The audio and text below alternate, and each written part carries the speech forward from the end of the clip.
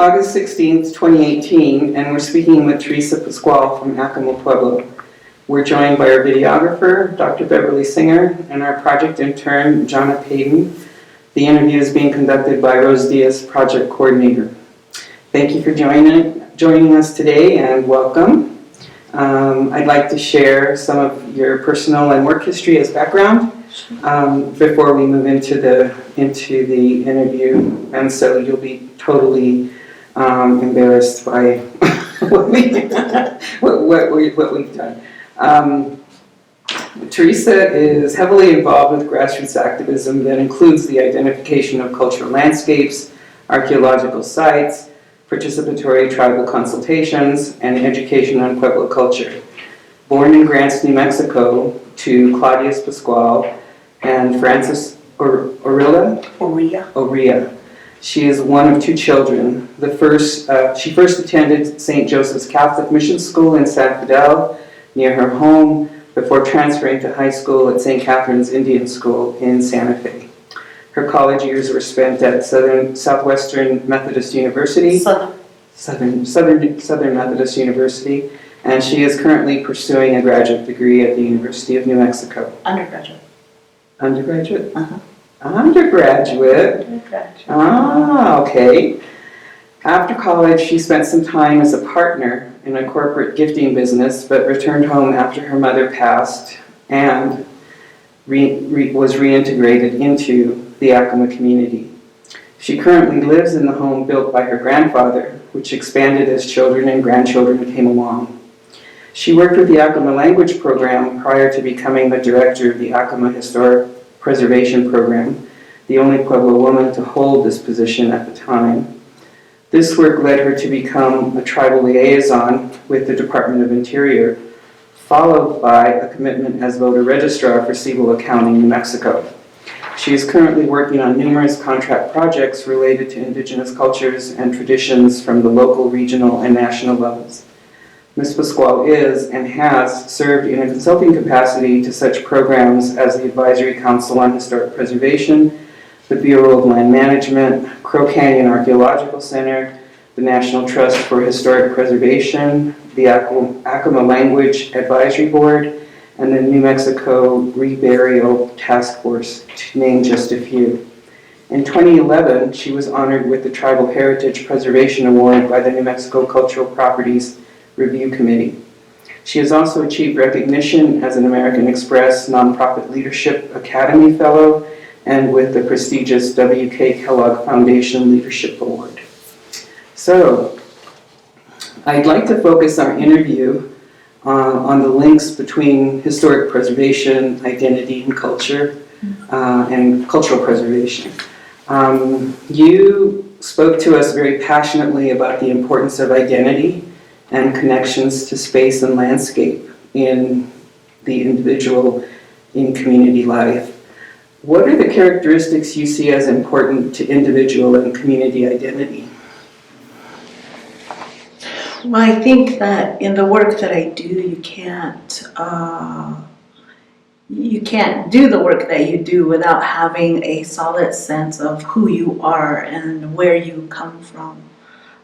In my work that I do presently, we talk about connection to landscapes as being continuous and not something that was left in the past that our people have moved on from, but that we as Pueblo people have come from this long lineage of people who already had connections to the land, who were knew the systems and cycles of that landscape and built in that environment. And that's all part of who we are. So every time that I go back to see these places as part of my work, it gives me great pride and makes me happy. It's a joyfulness to be able to touch and see those places, to put my hands on walls where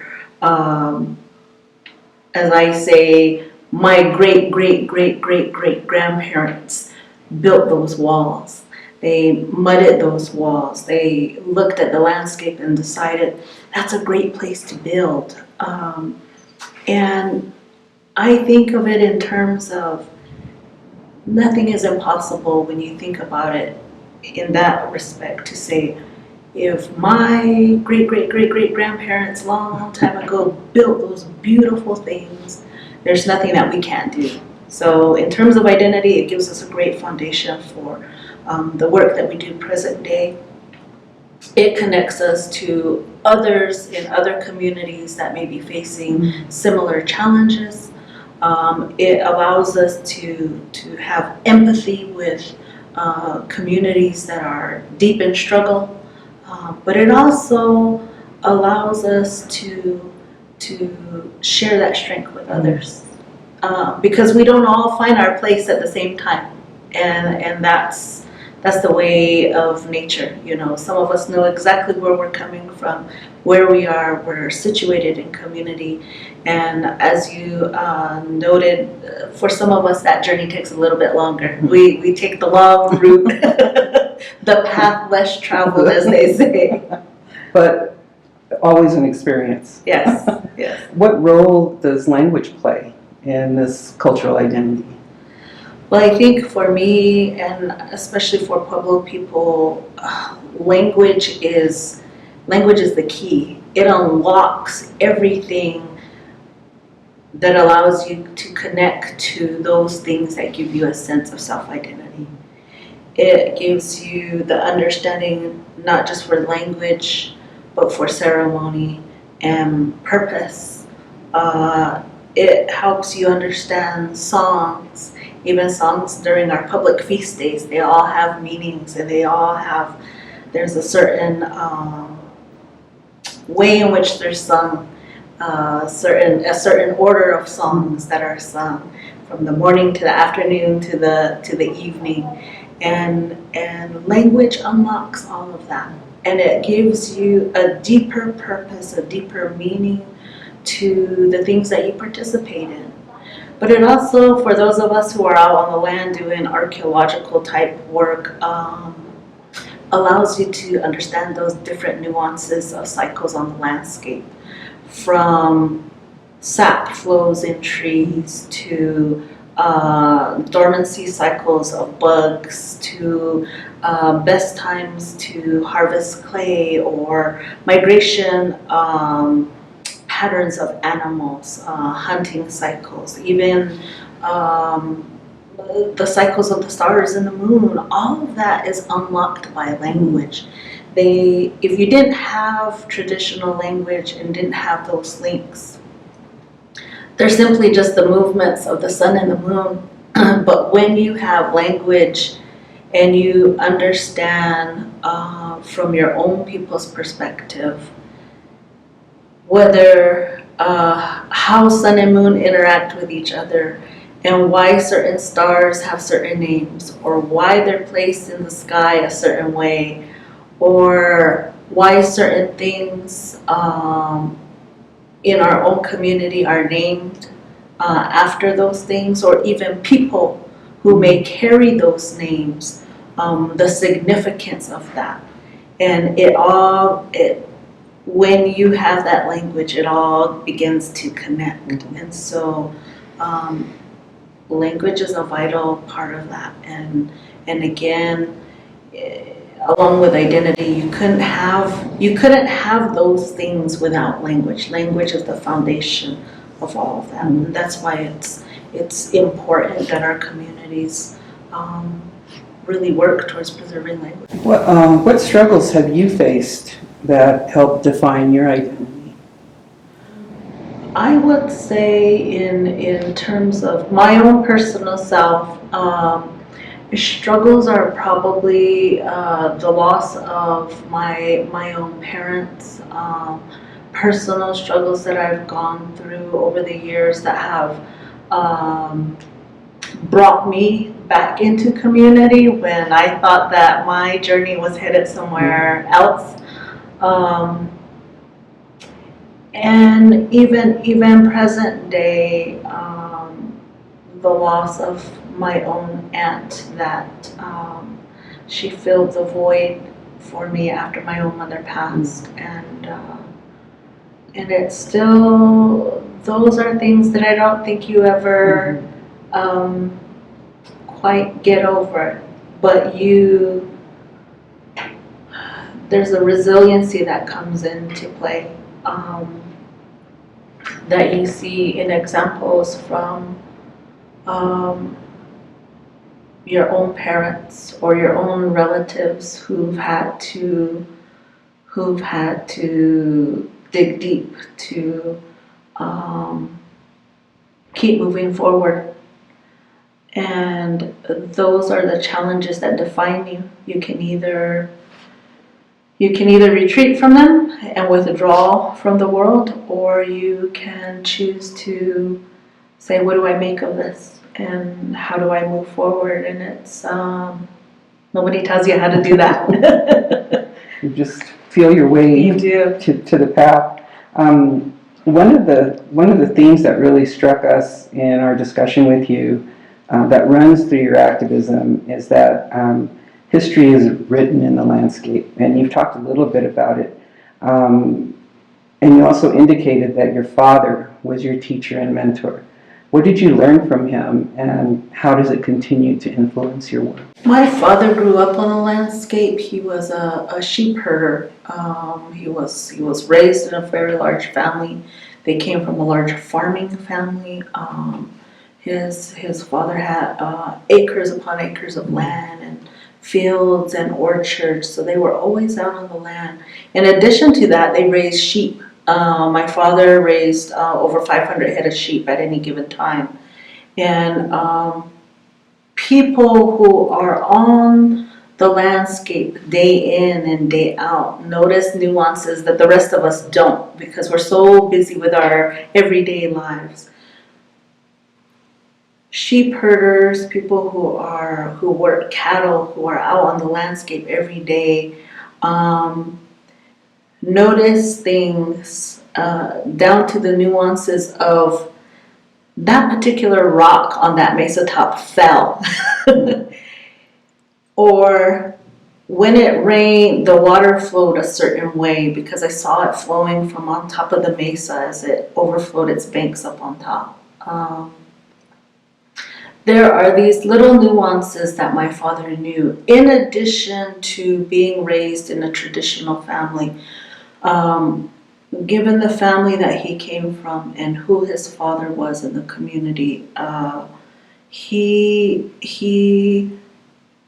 had that traditional knowledge of the landscape and how it was used in our traditional ways.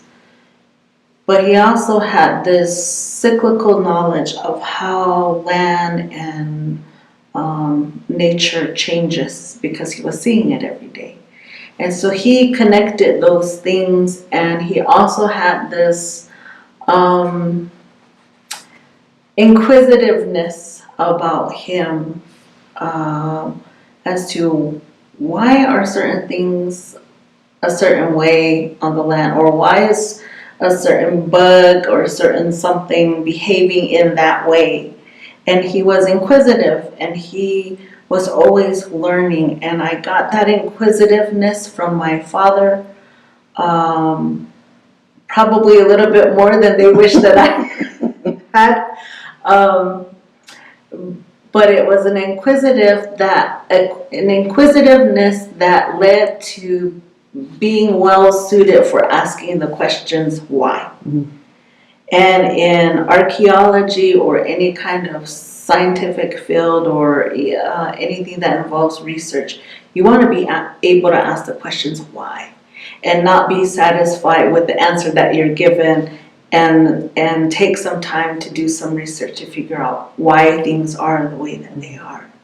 And probably my father was probably concerned as to why I was always asking that question, but it served me well, because I didn't have a fear of asking the question why to my father, especially some things that probably children my age wouldn't have asked their parents, or perhaps their parents would have told them no, I'm not going to answer you, or you shouldn't be asking those questions. I never heard that from my father. He never said you shouldn't be asking those questions. Was your grandfather a religious leader or a governance leader? Both my grandfathers, paternal and maternal, served as governors for the Pueblo.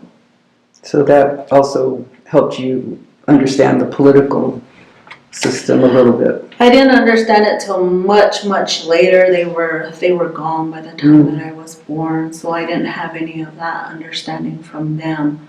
But I think there were enough members in my uncle's side, on my dad's side, and other extended family relatives that had served in those leadership positions, and I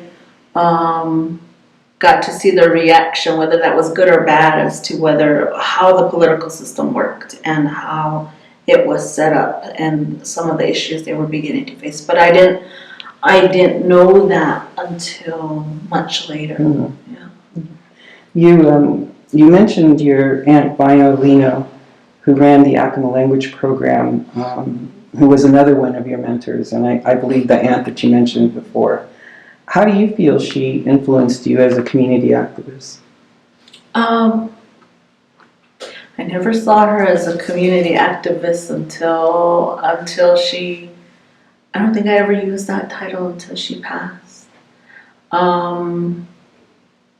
I didn't grow up with her as an aunt. It was much later that I got to know her as my aunt. But I knew who she was, and I knew her work in community. She was just an unstoppable force. She got things done. And she knew, even if she didn't articulate it in English, she knew the power that she had, because she had a strong sense of self-identity. She had a strong mastery of the Acoma language. That was her first language. But she knew also how these systems and political systems were supposed to work in our community. And she knew also at times when perhaps things got a little off kilter.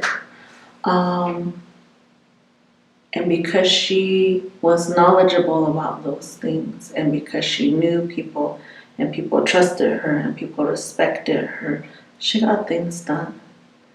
She always had these ideas. We used to call them her bright ideas. And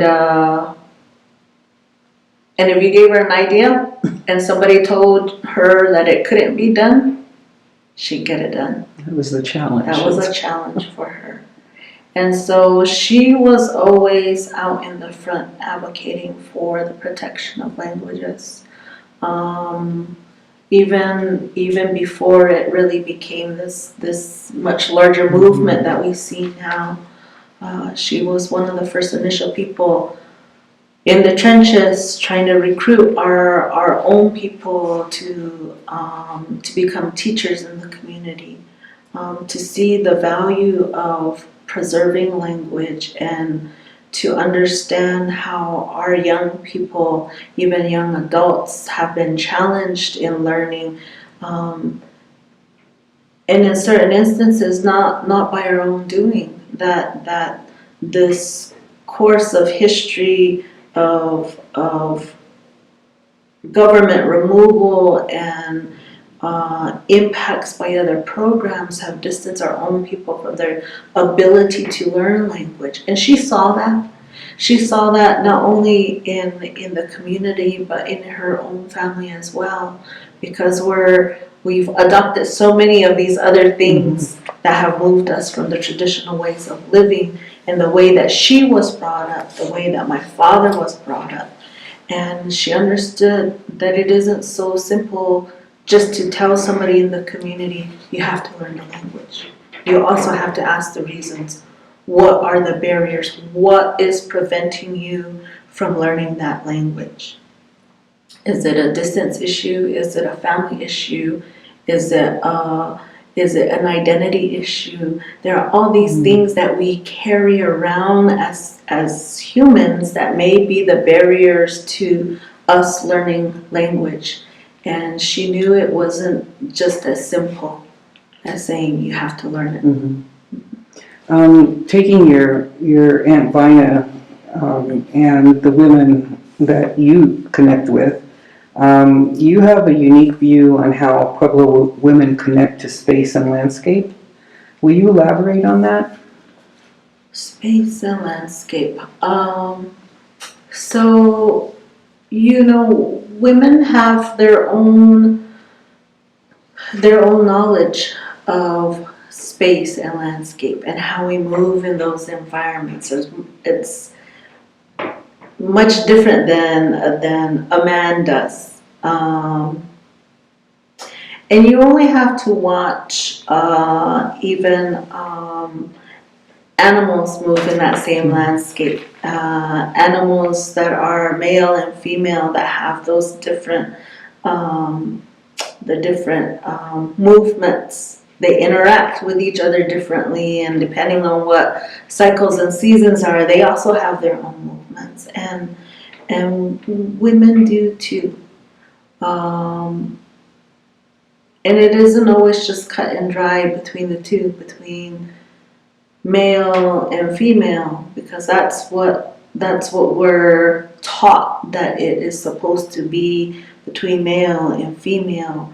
But in Pueblo society, we even know that there is another category for those that reside in between, that are neither male or neither female, but have their own innate power the way that men and women do. And so much of that is lost in the way that I think sometimes we have gone kind of patriarchal in our views in terms of land. And we've also oftentimes lost this maternal connection to land. And that even at the point of our Pueblo emergent stories and ours in Acoma, where the point of origin starts with a woman. And in fact, it starts with two sisters. And so if we lose that disconnect, then we lose that perspective that was there at the beginning, at the point of emergence, that has maintained us and sustained us throughout these countless periods of time, and has sustained us with all the fluctuations that have come throughout time. And that's the strength of women, that female perspective that has allowed us to continue forward through all these different fluctuations. And sometimes I think that some of our struggles are based on the fact that we haven't included that perspective, or we haven't asked our women leaders, because there are many, and our women activists, to say, what do you think about this? Give me your thoughts. You know, even if a project or some of the struggles seem at an impasse, some of my greatest mentors have said, you know, and even my mother used to say this with her sewing or her pottery making. If you get to the point where the clay is fighting you back, it's time to put it down and walk away from it, because you don't want to work on a piece of pottery when you're in that struggle with the clay. The clay tells you when to stop. And I think about that because in some of these projects that I work with, or other struggles that I'm involved with, sometimes when it's at the point where you're at an impasse, that you have to take a step back and say, it's okay.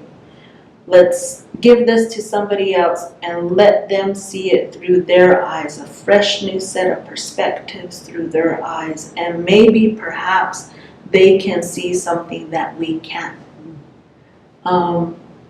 And it's been, I get a chuckle out of it, because there's been a couple things that I've worked on where the solution seems so simple. And it's that we're so determined to find our own solution to things that we get blinded to that the solution might be just right there, the answer might be right there. But we have to give it to somebody so that somebody can tell us, oh yeah, the answer is right here, the solution is right here. What about this? Have you thought about doing it in some other way? And women have this beautiful ability to, we're nurturers by nature, for the most part, and we're, we like to listen. We like to listen, and we like to think about different things all at once. What if you did it this way? Sometimes I think the logic expressed by men is very linear.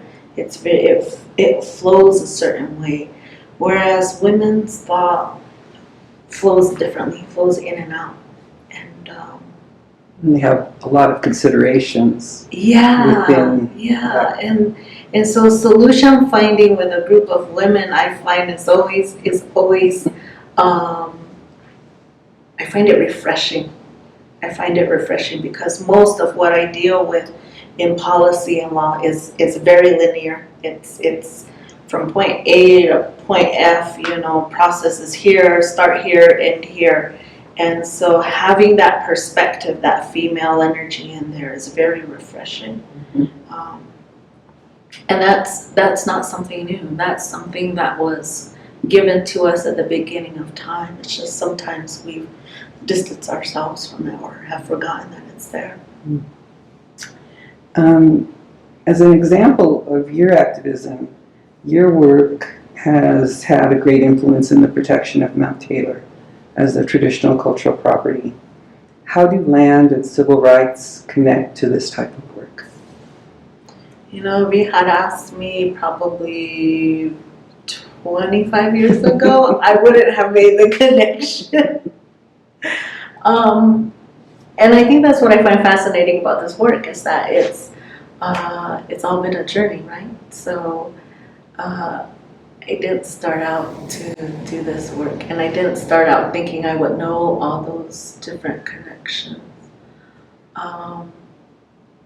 But going back to identity a little bit, it's once you have those strong foundations of who you are and you know where you come from, it allows you to step back and look at the struggle of your peoples as a whole, and to understand why certain positions are taken in present day means you have to look back and understand what are the things that influence that particular decision in present day.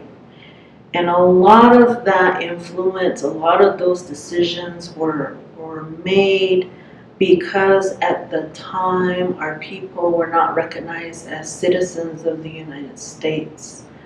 They fought wars without ever being full members of this country. That laws and policies and thoughts at the time were meant to rip us apart from the land, were meant to disconnect people from community, to sever ties to language, to sever ties to tradition, to make you less than. And that in some hopes, back then it was meant to literally wipe the slate clean in terms of Indian people, not just here but across the country. And what few would survive in those discussions of those days, what few would survive were deemed to be the strongest ones, who would then be wiped clean of all their traditions and languages and made then to assimilate into the dominant culture.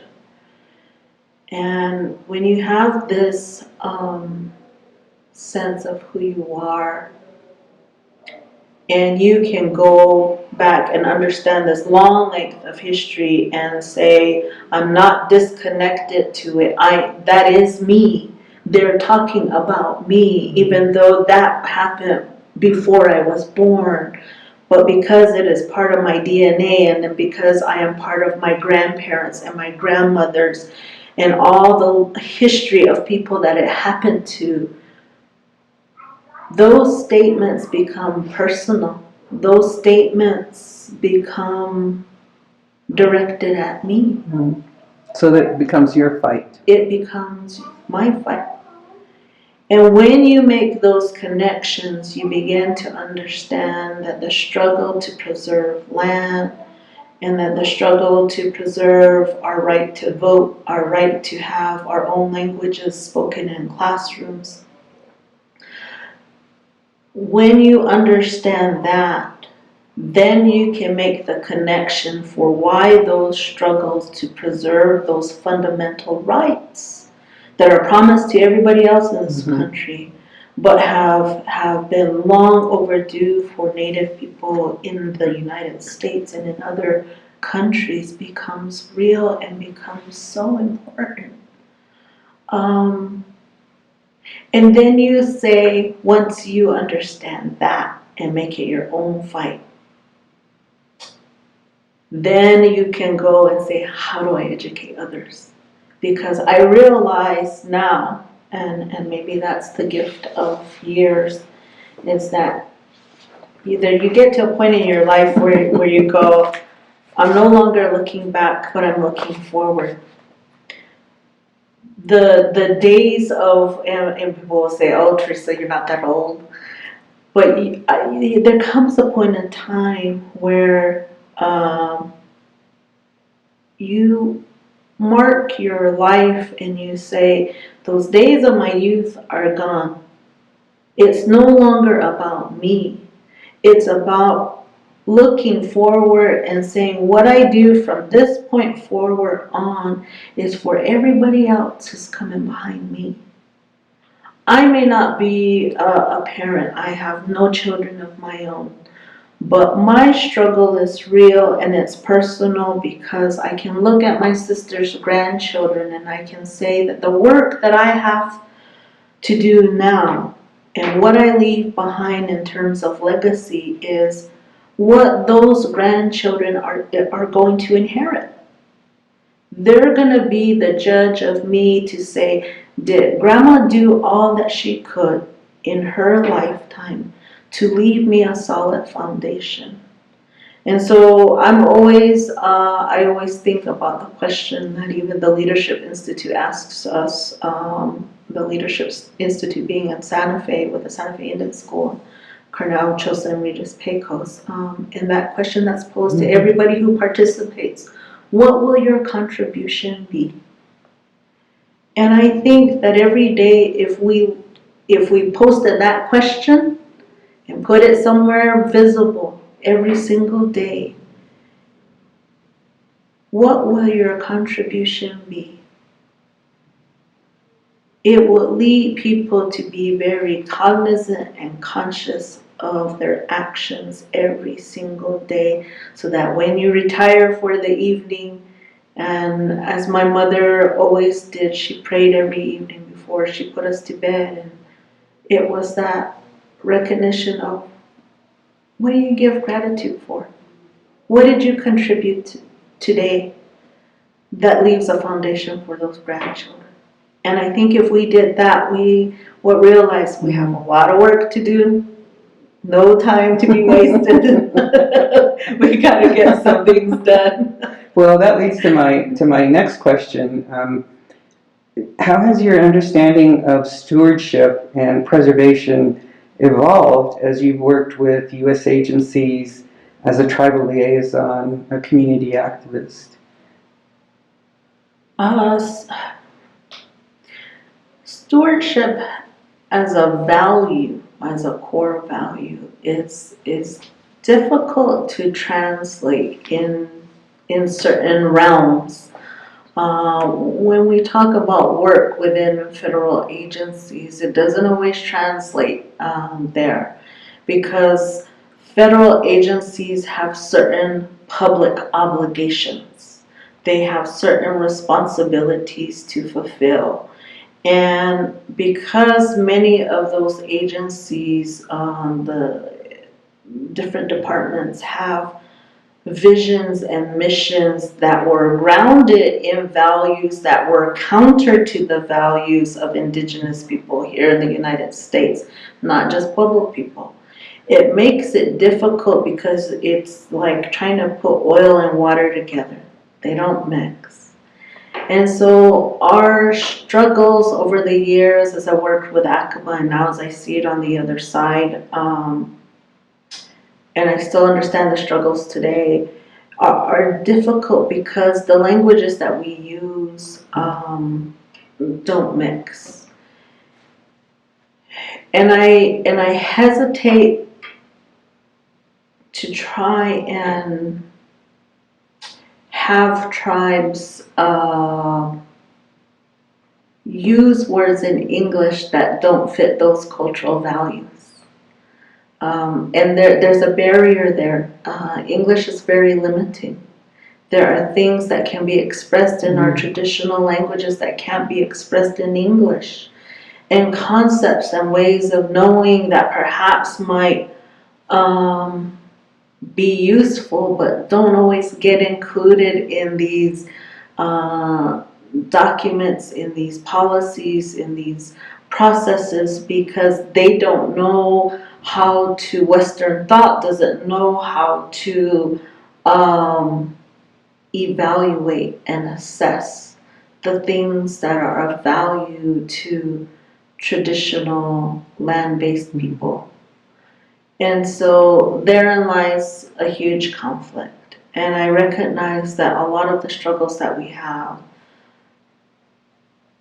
will have to be resolved in other ways other than through policy and law. And that, even for me, has been an educational process. Because there are some laws on the books that are to the detriment of Native peoples in this country. Many of the struggles that we are facing now in the United States can be traced to some of the most archaic laws that are still on the books. The 1872 mining law is a good example of that. 1872, and we are now in 2018, and we're dealing with a law that is still on the books that sets the tone for how resources are extracted in this country. And I recognize that I hope in my lifetime that law would change, but I recognize it may not come in my lifetime. But we have to do everything that we can from this point forward for hopefully my grandchildren who will take up the fight. I hope one of them does. But that somebody will take up the fight and say, here's the foundation that was laid by my grandma and others. Now we can make that step, that leap to change that law. That law needs to go. But I also recognize that in the work that I do, that there's a place for those who can draw attention to these issues in their activism, in their protest, in elevating voice. And I've learned over the years in my work that it's not either or. You don't have to choose. Just like everything in the Pueblo world is balance. There are times where it's solely the women that are together. There are times when it's only the men that are cloistered together, and times when both of them come together to make things move. Everybody has a role and a place. In the same way with those of us who work with policy and law, and those who are actively engaged in protest, and those who are active in education and community organizing, outreach, even those who register people to vote. Everybody has a role to play, but it takes people in leadership capacities to be able to recognize what are the strengths of all these groups and who do I need at this moment in time, and who do I need to lean on, and who do I need to lead based on what's happening on the landscape. And that's what leadership is, and the strength of, I think, women leaders is that women have a capacity to be able to say, who do I need? Where do I get these resources from? If I don't know it, if I don't have that skill, who can I tap that will help me to accomplish this? Who can I tap when it doesn't have to be me to lead, but I need somebody's voice? And I think that Mount Taylor project was a good example of that. Although many people saw me in the public arena, my preference and what I always told leadership at the time was, it doesn't have to be me in the front. As long as the information that is presented is correct, the facts are right, and they have everything that they need, feel free to put whoever you want up there. It didn't have to be me. But I think one of the why people look to that so much is because it really was a collaborative effort, and it highlighted just what I said, in that when you have something that needs pushing forward, you look out to see, who do I need at this time? And when we tapped certain people, they stood up and said, sure, I'll help you. And people brought their GIS mapping skills. I'm not a GIS expert. I don't know how to map anything. People brought in their mapping skills. People brought in their filing and research skills as they were looking for property owners. People brought their in the field skills. People brought their who became our communications people, who did all the media outreach. Everybody had a single role to play, even down to the people who made protest signs and people who were cooks and cooked things for us when we couldn't cook. Everybody said, I have something to contribute. And it answers that question of, what will your contribution be? And when you pose that to people on some of these big movements, people say, in whatever way I can help, whether it's I'm out there in the public or I'm not, even if I'm back here cooking, that is important. It's just as of value as somebody who contributes to being the lawyer for the project, or somebody who files, the paperwork to submit the nomination. There's no one person is less. So everyone is equal.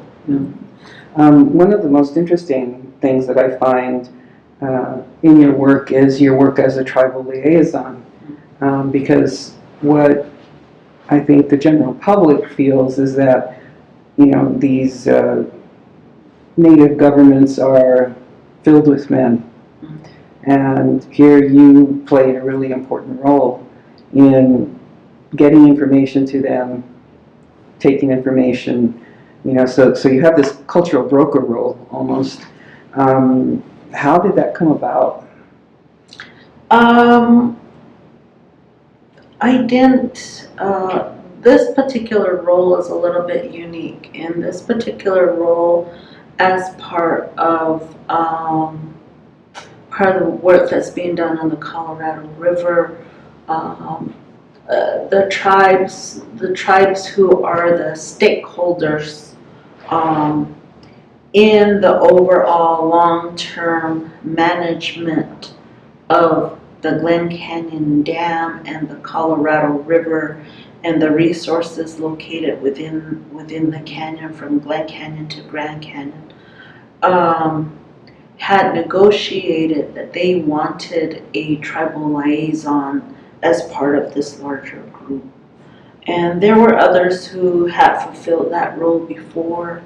But this latest ask was, I had worked with a number of those tribes already in other capacities, and they asked me if I would consider taking on that role. And I was proud that they asked me, happy that they asked me, for the sheer fact that because it said a lot that we had established this relationship of communication and of trust with each other, which I think is fundamental to those liaison roles. You want somebody in those liaison roles that you can trust, who you see in community. But given the history of federal government and its hit or miss relationship with tribes, oftentimes those liaison roles are filled by people who don't come from Native communities, or who are Native but who come from communities that aren't like our own.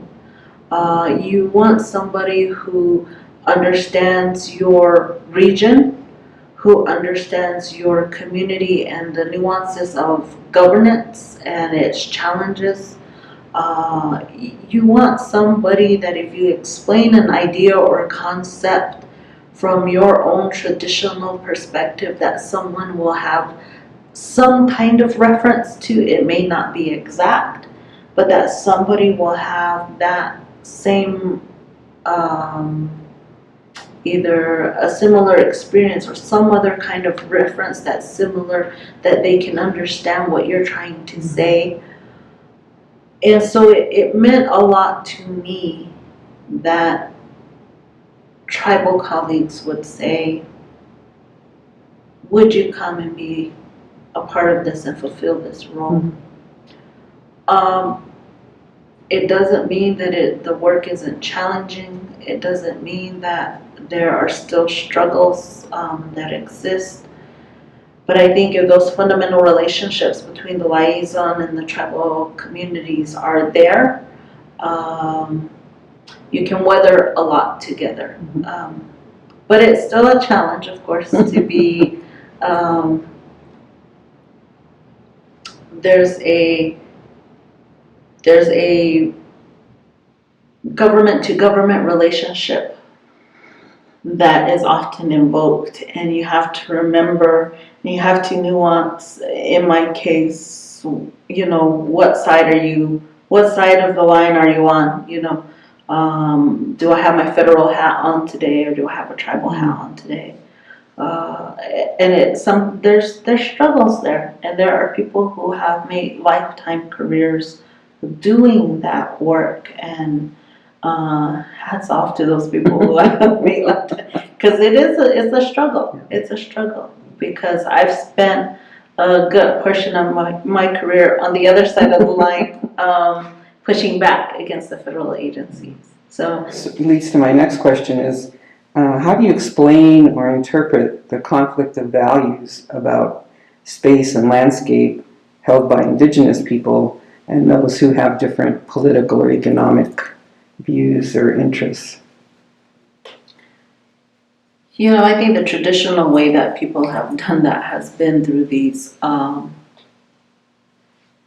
cultural sensitivity type trainings that we see. And they're a dime a dozen. I see them in federal agencies all the time. And there's only the limit with those cultural sensitivity trainings. The intent is good, but there's a limitation. Because the limitation is that you can't give people the lived experiences of a community unless you immerse them in community. The other challenge is there's not enough time. In federal agencies and in the work that they do, a lot of things have a specific time frame. We get from point A to point F, get through the process, on to the next project. there isn't a whole lot of time to allow for these in-depth conversations. And we as tribal people, as indigenous people, we flow at a different rate of time than the rest of the world does. And we, people joke about Indian time, but there is a different flow of time. Of that, if I am sharing with you my story, I may not get to the end of the story, but I'm going to take you the roundabout way before I get to the point that I want to make. Because what I'm trying to do is I'm trying to set the stage for you so that you understand this concept or this issue that I'm trying to convey. And in most of the trainings that we have seen over the course of the years with federal agencies, they're just not, they're so quick and they're so short, and the depth of knowledge or experience that you get is so shallow, meaning that you can't get into this deep history that our people have. So it's partly education. It's partly education, but there's this other component that folks will never get, and that's actually being in community. And which is why I always advocate for folks who are having a lot of these meetings is have them in community. As tribal people, we're always being told, we gotta go this way, we gotta go that way to this meeting, we gotta go to your headquarters, we gotta go to this regional office. I'm like, we're always going to the feds. When are they coming to us? Come to our community, see what vibrant communities we have, but also see how some of those projects stand to impact our own communities. Come see our dusty roads and our mud plastered homes, and come see us when the roads are muddy and when all the res dogs come out and greet you when you're driving down the roads, or come get lost in the community when you can realize that not all the streets are marked and you can't figure out where to go and you have to rely on your senses as opposed to street names. Come to community and see what landscapes surround our community, so when we reference certain mountains or we reference certain directions or we reference certain rivers, you know what we're talking about, so that when we are in those office meetings and a tribal leader or a cultural leader or a TIPO makes reference to these places, you can in your mind visualize, I know exactly what they're talking about because I've been to that community. I've eaten in their community. I've sat there and had a meeting with them. And that's what gaining those perspectives is all about. But we can't do that if we're stuck in our offices. But it's a struggle. It's a struggle. Well, speaking of res dogs, I do have a question. You have a canine companion I do. that travels with you to meetings and other outings. What is Dexter's role? Dexter's role, he's my support dog. Dexter's my little dog, and I love my little dog. I never asked for him, and at this point in my life, I have to say that Creator has managed to manifest everything in my world for exactly where I need to be at any given moment, and I've had to put faith in Creator, that Creator has put in my life everything that I need in that moment. And there are moments when I say, but why can't I have this? And I'm sure the response back is like, well, but you have this. And Dexter is the same. I didn't anticipate having a little dog that will play such an important role. I think there are losses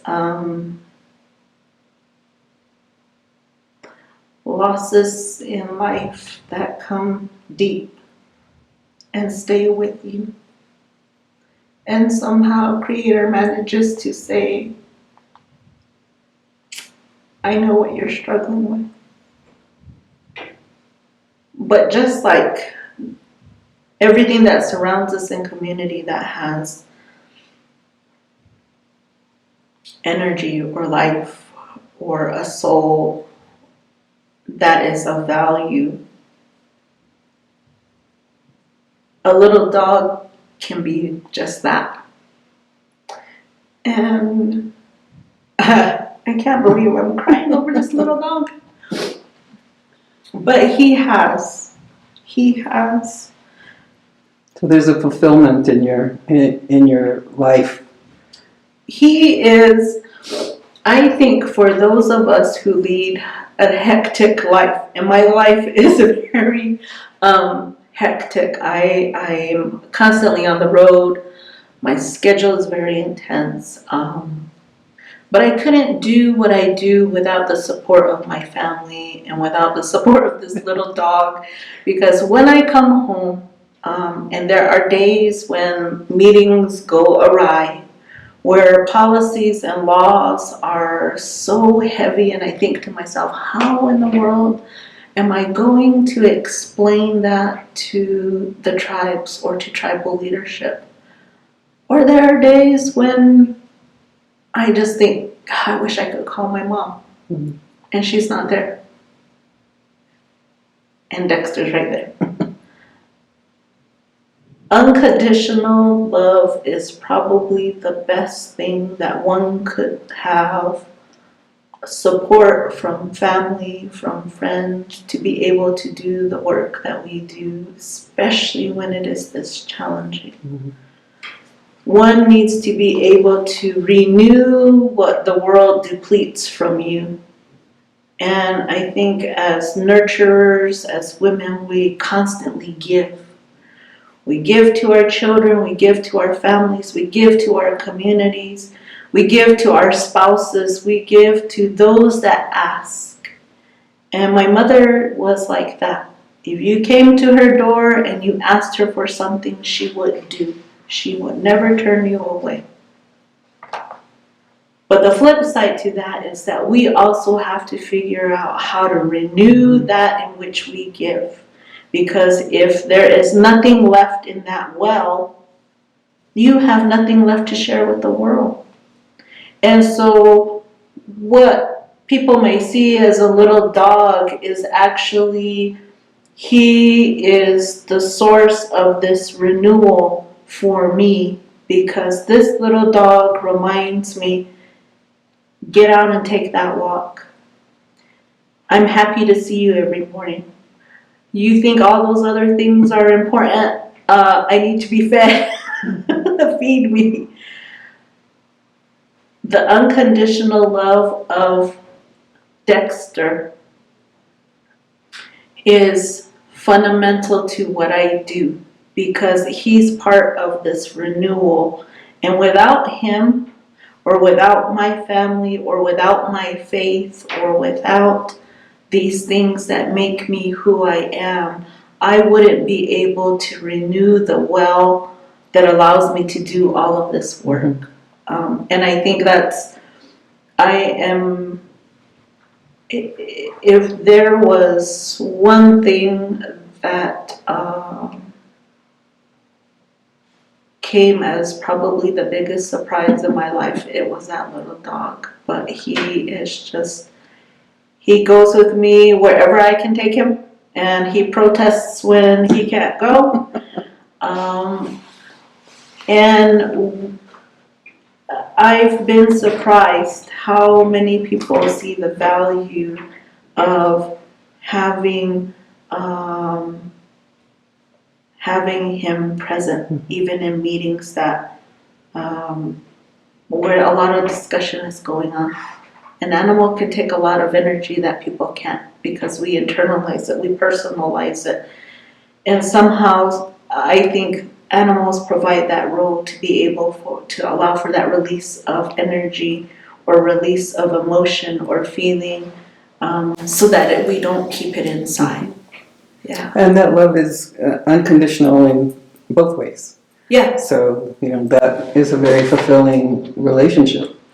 yeah. So you'll see him in photographs. He's in my bio. He's with me on the trail. Sometimes my travels take me at nighttime, and so I keep him there for my safety. And he people recognize him. I think people ask for Dexter more so than they ask for me. So at some point, he'll probably get his own business cards. I just have a couple of questions to finish up here. One is, how would you advise young people, especially women, about the need for mentors and how to find them? I think it goes back a little bit to what we were talking about earlier about self-identity.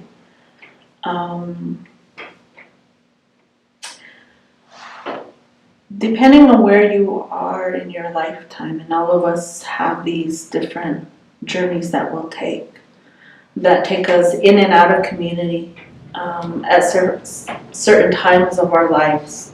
And at certain times, they take us in and out of community when we least expect it. And sometimes not of our choosing.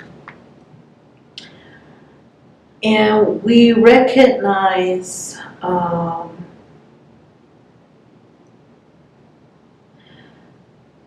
we can recognize times and moments where we need others, that we don't have it all figured out.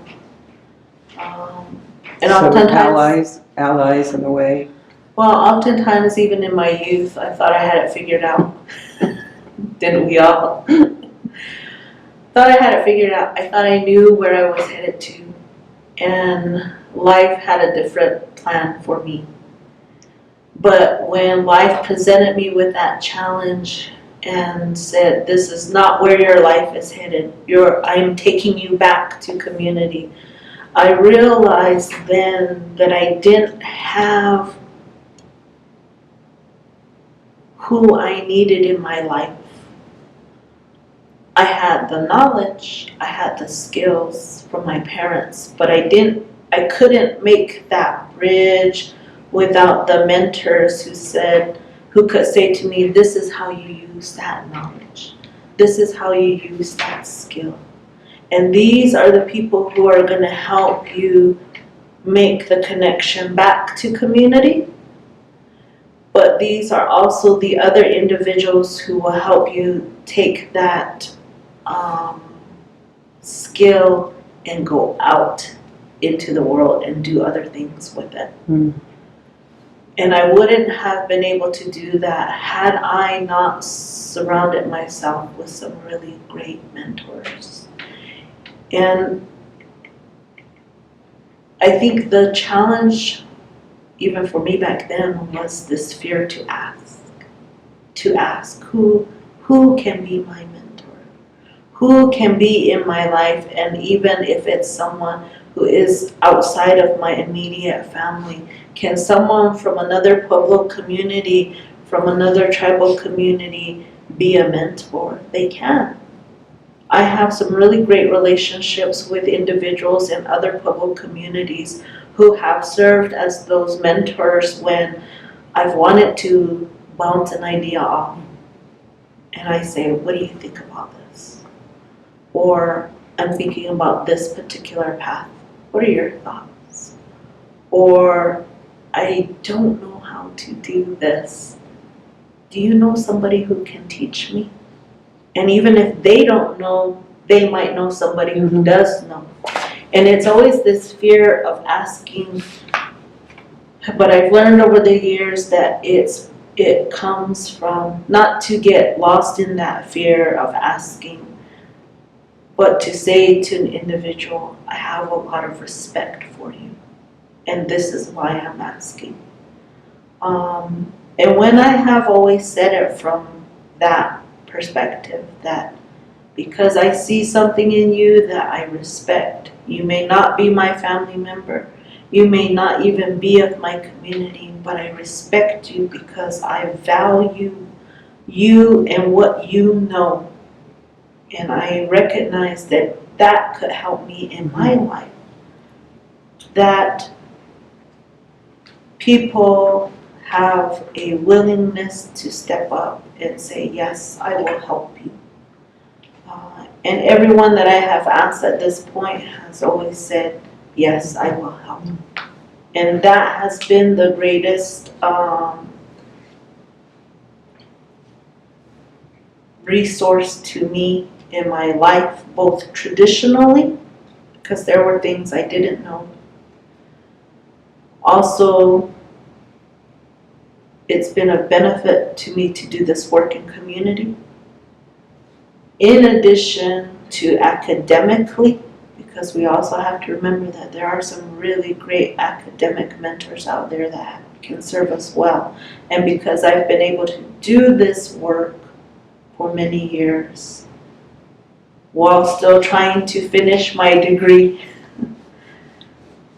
I've had to rely on my academic colleagues and my academic mentors and past professors who have encouraged me and said, you are exactly where you need to be.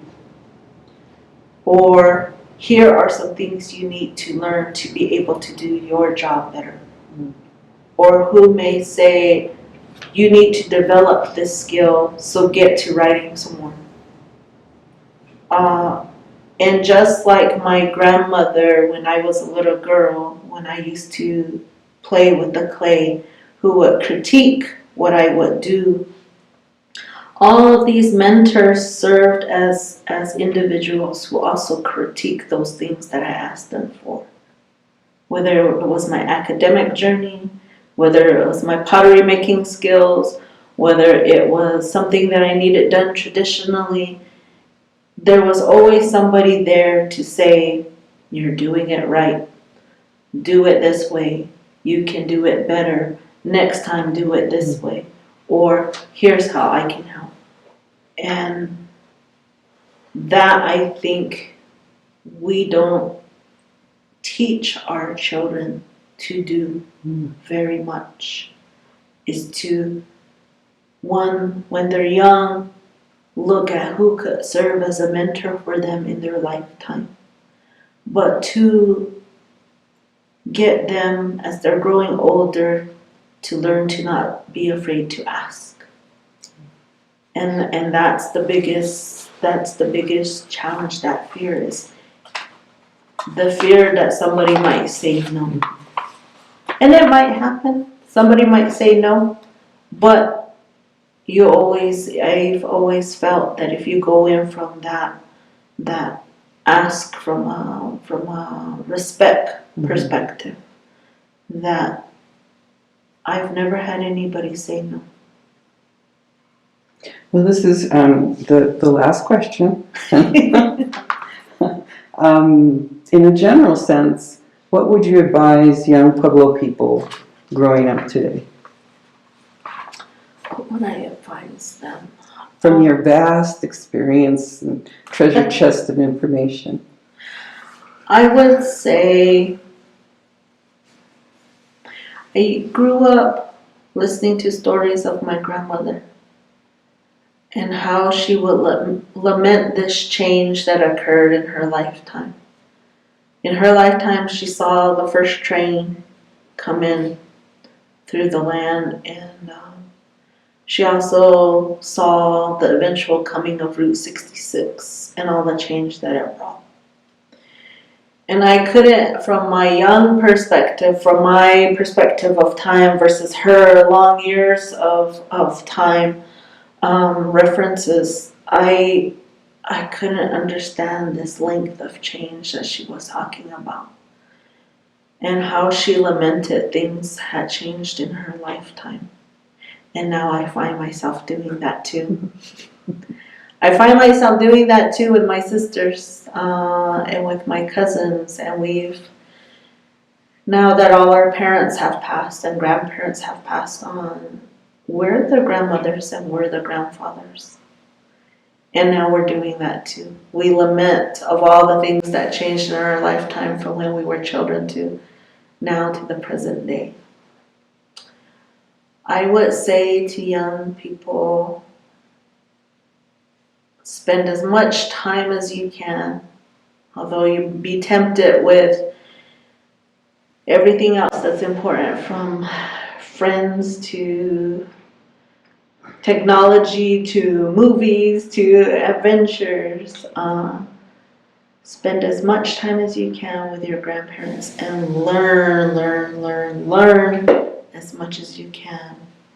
Because there will come a time, as it will come for all of us, when we are no longer here. And you will lament, you will cry for wanting just one more moment, one more lesson, one more recipe, one more conversation in our languages that you can't get back. And you are left then with what you have learned in this lifetime. That's it. Everything that I have now is everything that I have learned, that I've been able to absorb in, I'll give you my age, in almost 50 years. And that is what I have left to pass on to those children that come behind me.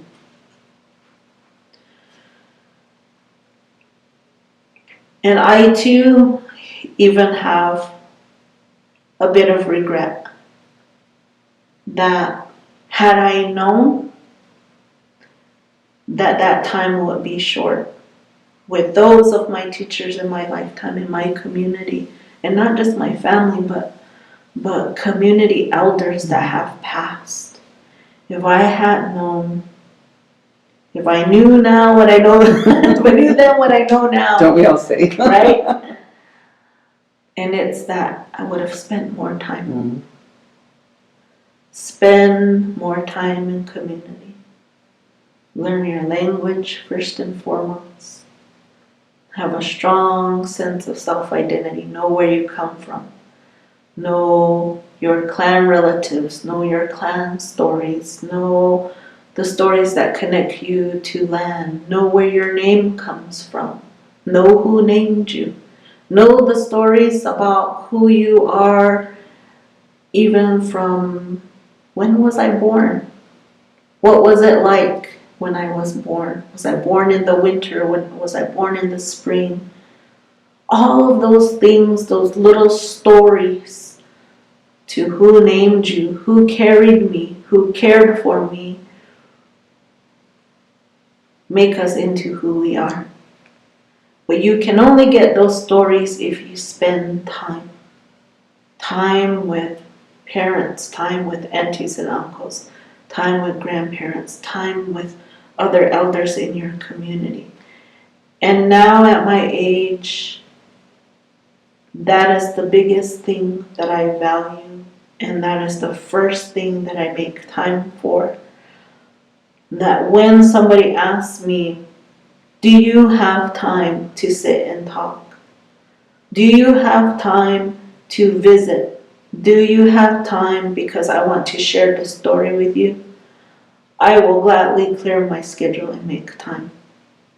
Because there are too many instances where we haven't made time and we said, should have made time.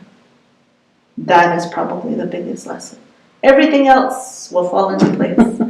Work will always be there, friends will always be there, adventures and travel, all the things that we think of Lifetime TV and all those things. They'll always be there. They're not going anywhere. But you only get a finite amount of time to connect with people who are going to give you that foundation. Because if you have that solid, strong foundation, you know who you are, you know where you came from, and you can tell those stories. All of those things that are extra blessings, from jobs to careers to graduation to our homes, our vehicles, all of those things will all come into place in due time. And that's what my mother used to say. In due time. Patience. And some of us aren't very patient sometimes.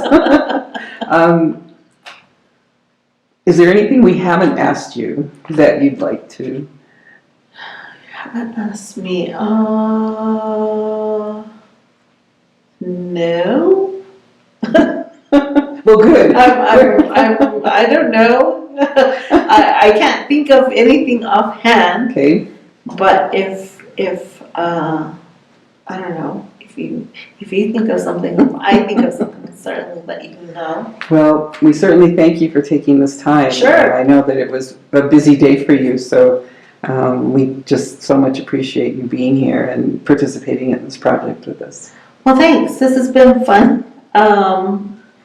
I'm sorry that Dexter couldn't come. Yeah, I know. Couldn't we? But we need lots of pictures of Dexter. There are plenty. Trust me, there are plenty. People have grandchildren pictures. Dexter's on his Bark Your Park mission. Yeah. His goal is to visit as many national parks as he can. So he's been visiting different national parks, and this Park Service has this little campaign that says "Find Your Park." So Dexter's is Bark Your Park, and in the hope that he will become a bark ranger. A bark ranger. We'll have to find a little hat for him then. Yeah. A little ranger hat. Thank you very, Well, very, thank very you. much. Thank you, ladies.